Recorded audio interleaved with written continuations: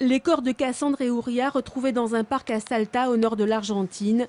Revoir les images des premières investigations conforte Jean-Charles Chattard dans sa conviction. L'enquête sur le meurtre des deux jeunes femmes a été sabotée. Ça, c'est très intéressant, ça.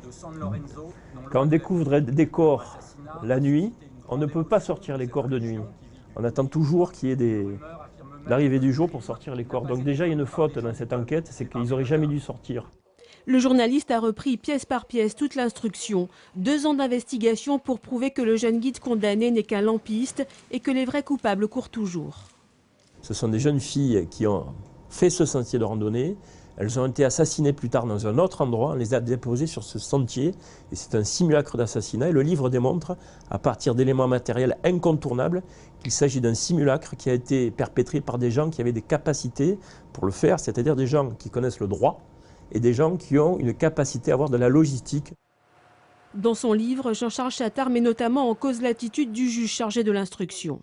Cet homme, selon le principal accusé que j'ai rencontré en prison, a organisé la version du Mirador, c'est-à-dire qu'il est rentré dans la cellule 2 jours après l'arrestation du principal accusé, et c'est le juge d'instruction, qui est complètement surréaliste, qui a dicté à cet homme-là comment il fallait parler et comment il fallait qu'il raconte la version bidon du Mirador, puisqu'il m'a dit qu'il n'a jamais été au Mirador. Une version destinée à couvrir les vrais coupables, des notables locaux chez qui les 2 jeunes femmes auraient passé la soirée. Une soirée qui aurait mal tourné et au cours de laquelle Cassandre et Ouria auraient été violées et assassinées.